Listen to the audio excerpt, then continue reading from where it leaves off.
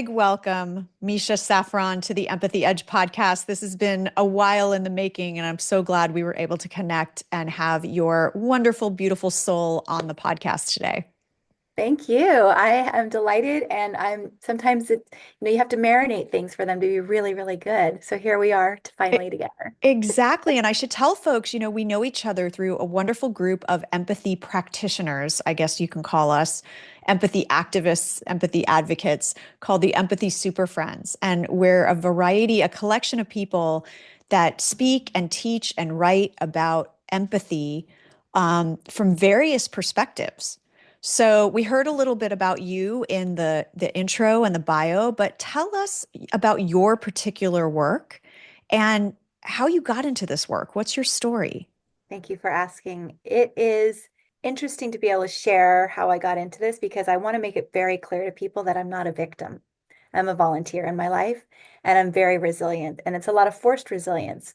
But empathy came to me because I have had experiences where there was no empathy.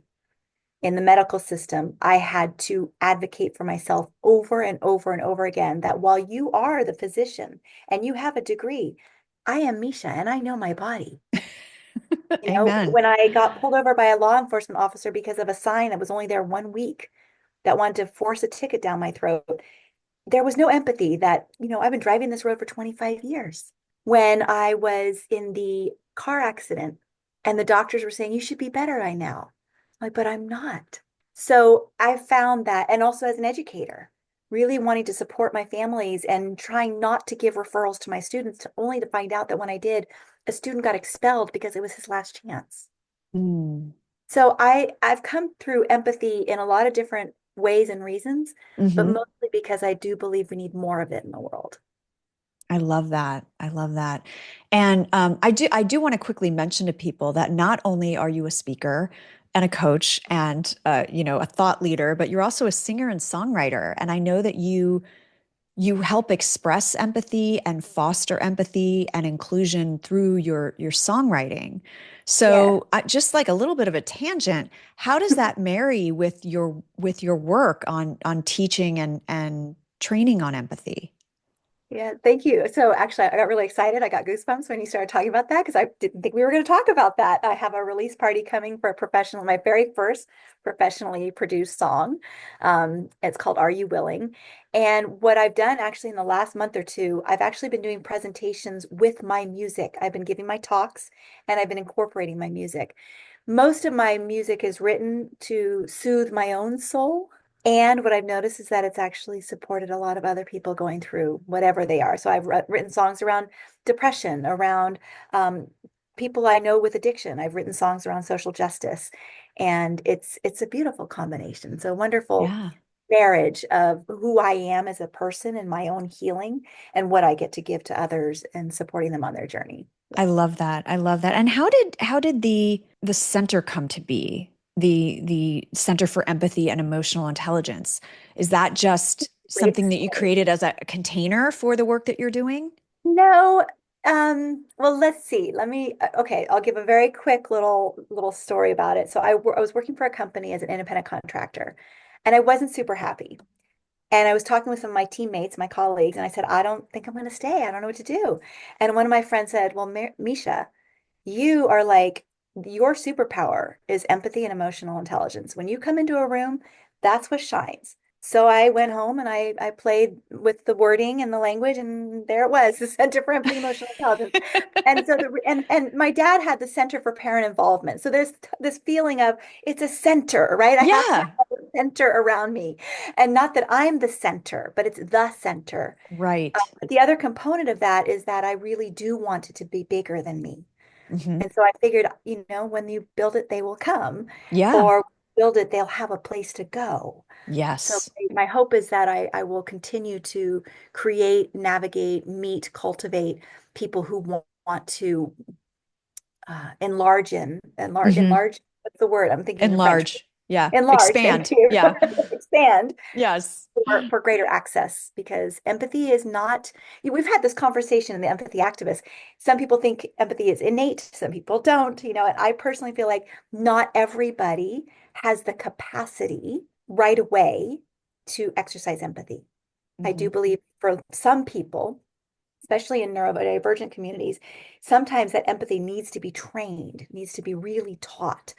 And I know that because I have friends who are married to people who are not empathetic and they're working through that. So for me, the center is an opportunity at some point to really have workshops and trainings and coaches and counselors and who knows what the dream can open up. Right. And you already, you work with some very specific industries. Can you talk to us about that and why those industries? Yeah, absolutely. And referencing kind of back to what I was sharing in the beginning, my three industries are education, medical organizations, and law. And that could be law students, medical students, and university, human resources in those areas, Hmm. mostly because I've had a lot of experience in all three of those areas, either Hmm. as a consumer, a client, or an educator myself. Hmm. So I find that those are the three areas where they impact the consumer so intensely and Hmm. widely that there Hmm. needs to be some training and some support. Yeah. And they need empathy. I mean, when you Right. think of law enforcement officers, they see horrible things. When you think about, nurses and doctors, they see horrible things. Hmm.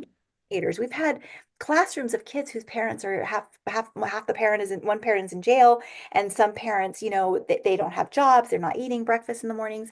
So they're the people that we those industries serve need to have more love. I was working with a company back in April, and that was a while ago, but that specific community was talking about how their clients are difficult. And I asked them, what would it look like to actually maybe you do a little frame switch and say, my clients are struggling. Hmm. And the room was silent because people couldn't fathom that, oh, wow, yeah, well, we're struggling. So of course they're struggling. Because a Hmm. lot of people, and we also had this conversation, Maria, with Rob and other people in our group, you know, empathy doesn't necessarily mean agreement. No. Empathy doesn't mean that I'm going to give in. Empathy, Hmm. you're hearing somebody's truth because their truth deserves to exist. Hmm. Hmm. So if somebody's hurting, okay, they might come out and act sideways because they're hurting. But if we Right. look at them as difficult rather than looking at them as hurting or struggling, we're going to cut off the opportunity for empathy or even conversation. And I think that's such a great point, Misha, because it's so true in any circumstance where you've got people acting in destructive or, cruel ways. It's often, it's that old adage of hurt people. Yes, I And bring that and up. you really can feel the shift when you look at them with grace and mercy versus antagonism. There Mhm. really is a shift in even your own like heart rate and blood pressure when you start to think I try to practice this on the road when I'm driving and really try to flip the like I can't assume everybody has destructive intent. Right. And so when you look at things like that, or you look at we talk a lot about as society, we talk about you never know what people are going through, but it's really hard to remember that when their behavior is impacting you, especially if, number one, it's making your work or your goal difficult, or number two, you're an empath and you're taking in that kind of negativity and that behavior. It can be really hard to find a center and find the grounding. So I think it's wonderful that you're really focusing on specific industries where there's challenges. And I love how you described it, where these are industries where their end customer, whether it's a patient or a student or a client, is is really going through something or could be really going through something. And so that's when it gets harder than versus like working in an accounting office where we just got, we've got difficult slash struggling people in the accounting office. You're dealing with a population that these folks in these industries are serving that could really be draining if they're not careful. Yeah. Yeah. Oh, I love it. Okay. So you also talk a lot and teach a lot about the intersection of empathy and inclusion. So can you talk to us about that intersection and especially where it comes into play, fostering equitable work environments and diverse work environments? We've talked a lot on this show about the benefits of empathy fueling diversity and inclusion efforts. But tell us from your perspective, how do you see that intersecting and where is the missed opportunity for a lot of organizations. Yeah, thank you. So it's funny, I'm still kind of thinking about something that we were talking about before. So I'm going to wrap a bow on that one by saying just real quickly Yeah, please. that I have had when I first started really focusing on empathy, I actually had somebody in my life say, "Oh yeah, you're so empathetic." And Same. towards them, Yeah. right?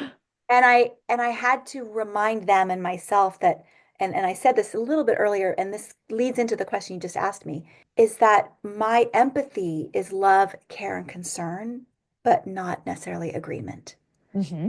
So in the workplace, when we're talking about inclusion, we're not necessarily saying that having empathy for the people in our space is that I'm going to give you everything you ask for. 100%. I'm going to excuse you because you're late 15 times. Hmm. It's about finding out what is their truth, what's happening for them, and what is within our abilities that to do to support them so they can be successful. I am very fortunate to be working part-time for a coaching institute, and the owner is incredibly empathetic. There are people that have missed shifts, that have been late, that have forgotten this or that, and she's not fired a single one of them. And they are all thriving because she works with each and every person to find out what do you need to be Hmm. successful. Hmm. There's no anger. There's no, it's a, so it kind of goes along with my acronym that I created, which is CAPE. I tell businesses to put on their super CAPE. And CAPE is compassionate communication, assuming positive intent, the principles of inclusion and belonging, and then empathy before accusation. And Mm. she is a model of this. I mean, I'm shout out to her, Lisa Fink. She's amazing. She really honors each and every employee at her company and makes sure she has those conversations. So when we talk about inclusivity in the workplace, we talk about the intersection of inclusivity and empathy, it's having the conversation. Mm. It's being willing to take the time to find out what's going on and having really healthy boundaries. Because Yes. it's not that I'm asking what's going on because I'm going to fix you, because you're not broken Right. and you're resilient and you can take care of what you need to take care of. But sometimes we need an extra ear to hear it out loud. And amazingly enough, even with my coaching clients, they figure it out. They have all their answers. Yeah. So inclusivity and empathy intersect at that conversation, as far as I'm concerned. I love that. I mean, that's with my new book, The Empathy Dilemma, talking about those pillars of being both effective and empathetic as a leader means we don't have to choose. And that's those are the myths I talk about in that book and the myths I talk about in my workshops, that we're not embracing empathy at work because we think it's something else. We think it's allowing people to walk all over us, or like you said, agreeing with people, or just being nice. Like being nice is wonderful, but it doesn't mean you see my point of view. So I love that idea of looking at it. I like to make empathy accessible for leaders that are a little skeptical by saying, think of it as information gathering. Be a Yes. little bit of a detective and find out what's going on for somebody. I love how you framed it of it's just a conversation. It's being willing and open to having the conversation. And I need to shout this out because this is a quotable for folks. Empathy before accusation. Love that. Love that so much. Thank you. Um, Well, I I have to say real quickly mhm, that came from, and I apologize to the audience who might be listening to this. I don't remember the young man's name. I feel like the last name. Yeah, anyways, it was that actually came from the depths of my body, that mhm, phrase, when I listened to the news review of the young man, the young black man who was on a white man's porch looking for his siblings, and the white man shot him without mhm, even knowing that this kid was lost. mhm. So I immediately, like through my body, that empathy before accusation, empathy before assumption. Yeah, It, listen. I've got so much pain in my body just recalling that event. So I'm sorry for the trigger warning for anybody who might be listening. It's really in coaching, we teach our students as they're becoming coaches, curiosity cures the coach, right? So the conversation and what you just shared as well is like it doesn't have to be anything more than inquiry, building information, getting more knowledge. I love that. I love that so much. And yeah, I mean, it would solve a lot of, we make a lot of assumptions in the groups we swim in, whether it's an organizational group or our family or our friends or our neighbors or our, you know, civic group that we're in. We spend a lot of time making accusations because and making assumptions because it's easier for our brains to slot people into groups when we make those assumptions, right? And we Yeah. have to And fight those against assumptions, that. absolutely. And those assumptions drain our energy. Empathy is so Yes. kind and generous and loving. Like, why wouldn't you want to have more empathy? Right, right. And it doesn't, and I love that too, because it doesn't have to be the touchy-feely. You've heard me say this many times that I always say, you don't have to be crying on the floor with your employees to show empathy. So if you're not necessarily a touchy-feely, huggy, person, it doesn't mean you can't be empathetic. It's just going to look different. Yeah, Yeah. absolutely. Absolutely. Okay, so given that, I want to talk about the common thing I hear when people are being quote unquote trained on empathy or learning empathy is how can leaders model empathy authentically without feeling performative or forced. And I have like a unique perspective on this, but I want to hear how you help people through that, through getting over that fear of, oh, this is going to feel really forced and performative. I don't know that many people are going to like my answer, but it's called practice. Yeah. Yeah. I mean, and honestly, I will encourage a lot of my clients to work with friends and family members first, Hmm. to take a few moments at home to ask somebody how your day was and mean it. And Ask them listen how and your day was listen to the and then answer. Yeah. right, mean it and then be willing. And what I mean by mean it, right, just like what you said, is to listen to it, right? Listen to it and then be curious about it.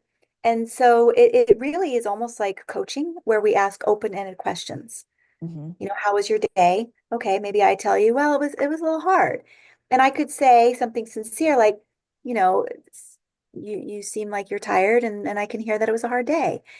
But then you could also ask, what was hard about it? And instead of saying, oh, that's it? I mean, that's not empathy, by the way, just so, in case you didn't know that. And I don't Just mean in to teach case. anybody Yeah. that didn't, right? Yeah. But it's like, what was hard about it? Oh, that would make sense that might be hard. Now, if it doesn't make sense to you, then you don't say it. Uh-huh. So it's really about being truthful, but back to that baseline of curiosity. Uh-huh. What was hard about it? Is there anything else you want to, anything more you want to share about that? Hmm. But it takes practice for some people. Some people Yeah. are natural empaths. Some people are naturally curious. And some people really struggle or have social awkwardness and feel like their next question might be dumb or not welcomed. Right. And and the fact of the matter is that when I've had more people in my training say to me that they enjoy being with people when they share vulnerably. Uh-huh. But again, like you said earlier, it doesn't mean you have to start crying. Right. It's being able to say, I'm feeling a little nervous right now. Yeah. Tell me more about that. Yeah. So practice is my first big response. Second is really just maybe learning some open-ended questions that could support you in getting more information.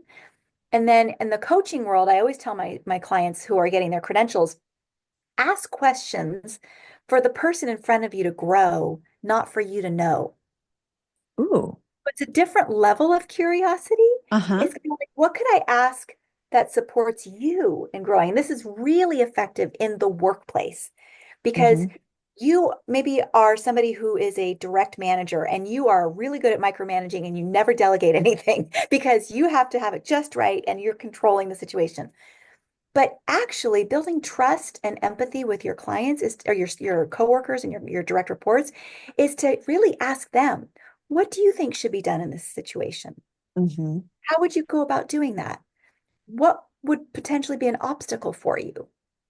Right. And so if you're asking questions for your person to grow and not for you to know, then you're giving them space and room. Right. And that alone, oddly enough, is empathy. Yeah. And you're giving them an opportunity to have their own epiphany. How often Absolutely. have you or I been in a conversation with someone where when they ask me a question, it's like, ooh, that's a really good question. Let me think about that for a second.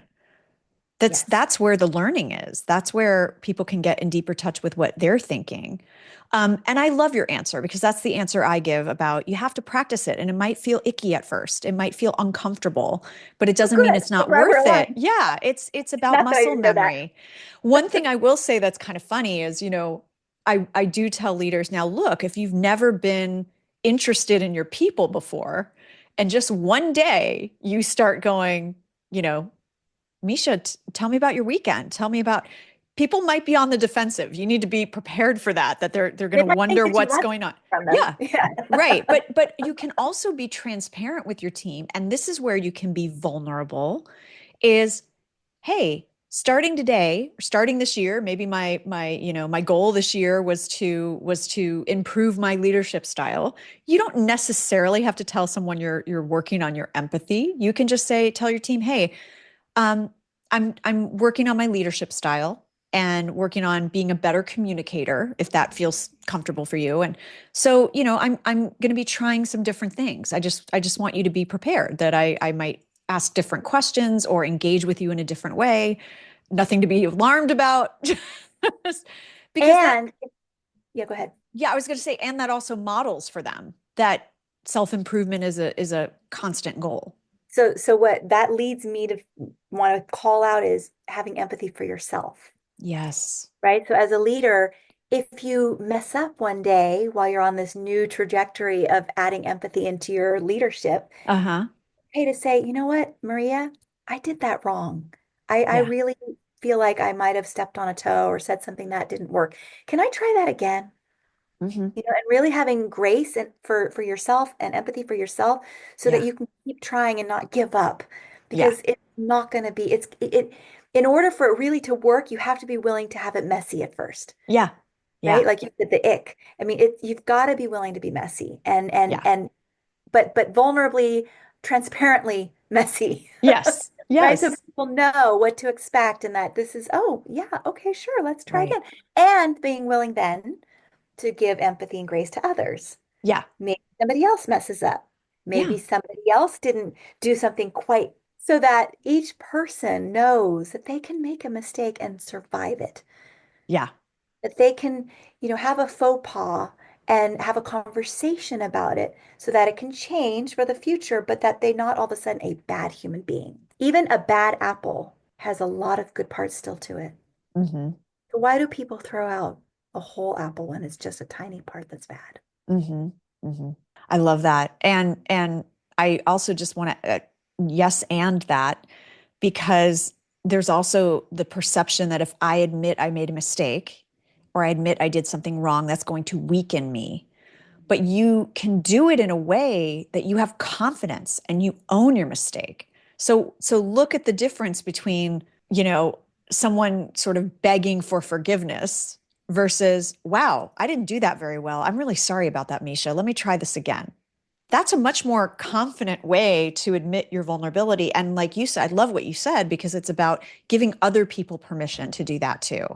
And you won't lose respect. You won't be Oh, weakened by to doing gain it that it. way. If anything, you're going to level up people respecting you by being truthful and owning and being self-aware enough that you saw that you made a mistake versus That's ignorant about the impact of your behavior. or So, hiding it under the rug. or hiding it under the rug because Because everyone it really knows. doesn't hide very well under there. It gets No. really gross and big and you trip over it. And And it's a bad look. Like, you as a leader might say, I'm not going to admit that I screwed that up. Everyone knows you did. So just own it. Be like, that was not great. That was not my finest hour. Let's and let's move forward.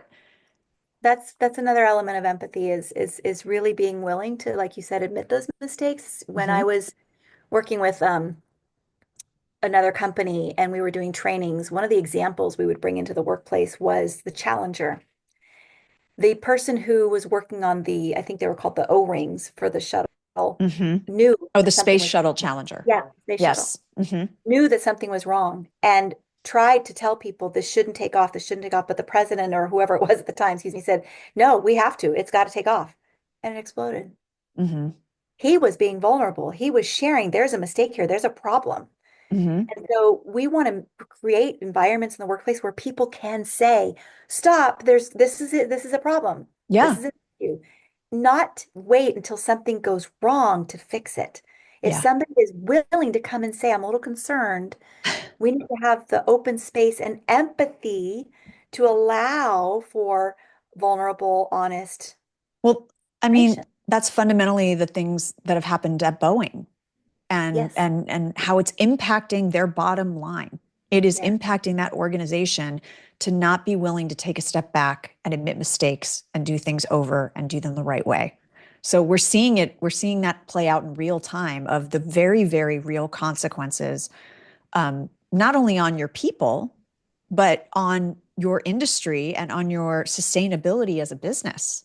We're seeing that play out in real time. So appreciate that. Okay, so last question for you is what are some practical strategies for navigating conflict using empathy and emotional intelligence? Can you give us some examples or some role plays or anything like that that can really help people understand the role that empathy can play in conflict diffusement at Yeah, work or in absolutely. any organization? And I will tell you right now, type A people, people who are extremely productive based, task oriented, they're not going to like my answer because it's all about slowing down because Yeah. urgency causes chaos. Hmm. That is just absolutely bottom line. That's my phrase. I'm taking it. I'm going all the way with it. Urgency causes chaos. And what a lot of people do not like, especially in business, is that in order to do this, they have to slow down. They have to take a pause. They have to take a breath. I highly encourage inhale through the nose to 5, exhale to 7, and exhale through your mouth because you can. So inhale through your nose to the count of 5, maybe 6, but then exhale at least a little bit longer than that through your mouth because that activates the parasympathetic system, which helps calm your nerves. And that then already is diffusing the urgency. Once you have done that pause and that breath, you are much more resourced to have a conversation or even tell somebody you're not ready for a conversation so that Yeah. you can respond instead of react. And reactionary behavior is what tips things over the edge and makes it messier. Hmm. Whereas being able to pause, take time, reflect, listen to a situation rather than make those assumptions, all of that is going to create a healthier environment where you have people who are happy to be with you, working for you. And I Hmm. will say that when I was a high school teacher, I had parents who were very angry one year because when I got to that school, their students were far behind others. So I took them back 2 months in curriculum. Up in arms. What are you doing? They're never going to be able to be ready for this, that, or the other. That class period in particular was 2 months ahead of all the other classes by the end of the year. Yeah. So slow it down in Hmm. order to build it up. I love that. Slow down to build up. Um, Words of wisdom. What a nice gem to leave us with. And I just want to share too. This is why I loved your work is because even when I talk about the self-care pillar in my 5 pillars of empathetic and effective empathy, I offer some actionable strategies and tactics for folks to look at self-care not as a luxury, but as a necessity for you to be able to show up as the leader you want to be and as the leader that gets results. So, it's not a luxury. We have to have that capacity full, or we can't take on anyone's perspective without fear or defensiveness or anger. Right. And I talked about this on the show before. Folks have heard me say this. It's one of the biggest lessons I've learned as a parent Mhm. is I am not a good parent when I don't take a breath. I am so reactionary and so just not able to listen. And nothing has kind of smacked me in the face about that more than having a child that challenges you every day. He is my biggest empathy teacher. So there you go. Well, that's actually, I know it's so funny how we talk about some things and we don't talk about other things, and we are truly aligned Uh-huh. because we do empathy work. Leader care is one of the final points of my presentations. And Hmm. I encourage organizations to do, I'm now a certified laughter yoga facilitator. Yes, please tell So us about that because I the remember you the talking about that. the laughter, I've had people with Parkinson's, I've had people who are elderly and sad and lonely. I've had people from all walks of life say, this has really changed. In fact, the quote that I want to use right now, I just got on Sunday of last week. The participant said to me, my myths, myths, my myths are crumbling. Ooh. It was powerful. And what I learned from that person was the assumptions and the stories that they've been telling themselves. And this goes Hmm. for all leaders out there, all and every single person in this world is a leader. You just have to Uh-huh. decide, are you a visible leader or an internal leader, whatever it is. but having that self-care, being willing to take care of yourself, encompassing the four elements of joy, which are dance, play, singing, and laughter. That is critical to being able to take care of others, have empathy for yourself, and have empathy for others in the way we walk our life together. I love that. And can you briefly describe what the laughter yoga practice is? Because I just think it's so great. And I'll put a link to, obviously we're going to have all your links in the show notes, but tell us quickly what the laughter yoga practice is. Ha ha ha. Ho, ho, ho. Okay, yes, I will. It feels silly, and a lot of people are like, "Oh, I don't want to be performative or fake it till I make it." But it's so laughter yoga is a unique concept where we participate in deep breathing exercises and laughter exercises. And typically, we do it in a group setting where there's eye contact because the laughter can become contagious and then Hmm. authentic. Hmm. The other part of that is the more you laugh with the deep breath, you bring more oxygen to your brain and your body. And the brain or your bodies don't know the difference between simulated laughter and authentic laughter. So it's a real health benefit. It started back in about 1995 with Dr. Kataria in Mumbai, India, in a park with 5 people. And today there are over thousands of people with 120 laughter social clubs all over the world. And they have been in nursing homes, in schools, in law firms, in medical offices, everywhere that Yeah, everybody needs to lift their spirit, but also have health care for themselves that may not be that 20-mile marathon. right. It's incredible. And the other thing I want to leave you with is that children typically, on average, laugh 300 to 400 times a day, and adults only 15. Oh, that's so sad. Yeah. So think about when you laugh, how it makes you feel. If when and the all the other piece is that you're learning to laugh for no reason at all. No Uh-huh. comedy, no jokes, not because of humor, but you're actually learning just to laugh as a Yeah. form of exercise. Yeah, I love that. Well, and kind of getting back, putting a bow on that is really that ability to take care of yourself in that way, in that unique way, helps you show up as the leader you want to be. And I love that you're doing that for organizations and for teams. Like we need, just like I've talked in the past about doing improv exercises as a team to build trust and foster creativity and foster resilience. Similarly, we need to be experimenting with these team building and team bonding exercises that we do. It's not all just about trust falls. And there's a Yeah. way to tap into our ability to get to know each other and understand each other and collaborate with each other. And these kinds of things like laughter yoga also force us to look at each other, which is what I love Yes. about what you just said. So Misha, so many good things. We could talk so much longer, but we have to wrap. So I will have all of your information and links in the show notes, as well as links to your workplace wellness program, your Laughter to Joy wellness experience, and your book and bonus package for schools specifically. So I know there's a lot of great things. We'll put all the links to your website and to stay in touch with you. But for folks that are on the go, where's a good place or two that they can connect with you and learn more about your work? Thank you. So absolutely. I would love for people to reach out to me on LinkedIn, and that information will also be in the links from Maria. And my website is very easy, www.ceeq.org. And that stands for Center for Empathy and Emotional Intelligence, ceeq.org. Love it. Thank you so much for your Thank time you. today and your insights. What a great conversation. Thank you. And I'm sure you're a fabulous parent, by the way. Thank you. Thank you, everyone. And thank you, Sorry. everyone, for listening to another episode of the Empathy Edge podcast. If you like what you heard, you know what to do. Please rate, review, and share with a friend or a colleague. And until next time, please remember that cash flow, creativity, and compassion are not mutually exclusive. Take care and be kind.